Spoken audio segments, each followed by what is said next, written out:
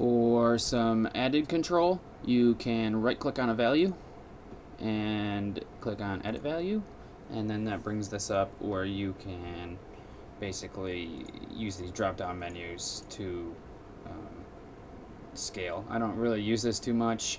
I feel like you can do almost the same thing in the twirl down menu here.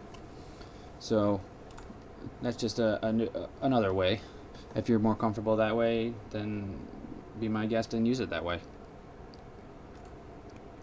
And one last way to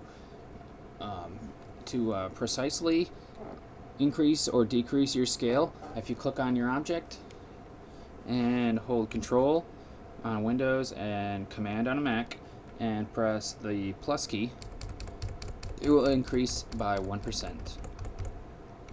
Same if you press Control and the minus key, you'll go down by 1%. So those are the ways that you can easily scale. Those are all the ways that I know, and they work really well. Just remember that the hotkey for scale is S, and that'll help out a lot so you don't have to go twirling down all the time. And now animating with scale is pretty much the same as animating with position or opacity. So you click on the stopwatch here, and then I'll move to about 1 second. I got it right on 1 second. Awesome. And just say we increase the scale to 150. Move to 2 seconds here, somewhere around 2 seconds, and then we can decrease it back to, let's go to 50. Great. And now you can see that it scales correct. It'll just scale up and down, just like animating anything else. It's pretty easy. Now you can also go into the negatives in your scale.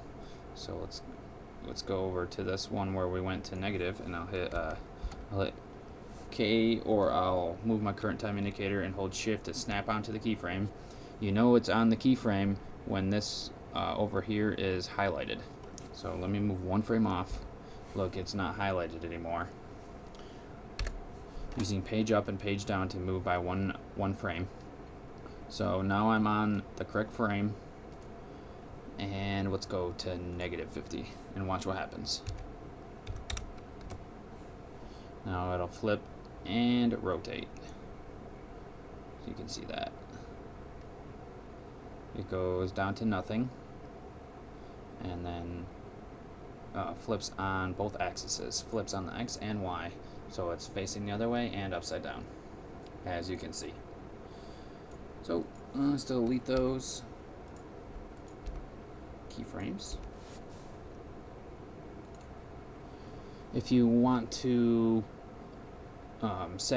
reset your scale back to 100% without typing in that 100%, let's change this down to 50 real quick.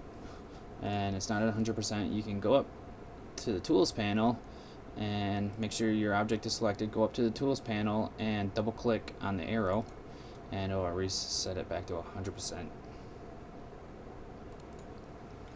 And those are the basics of scaling.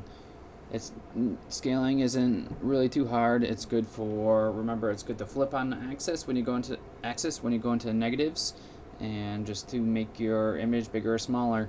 And also remember that most of the time you don't want to individually change one of the axis points. You want to strain it proportionally. So none of this.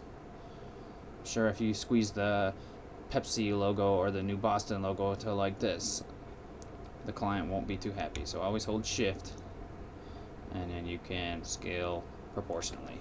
So I hope you guys enjoyed the tutorial. I look forward to seeing you guys at the next one, and have a good one.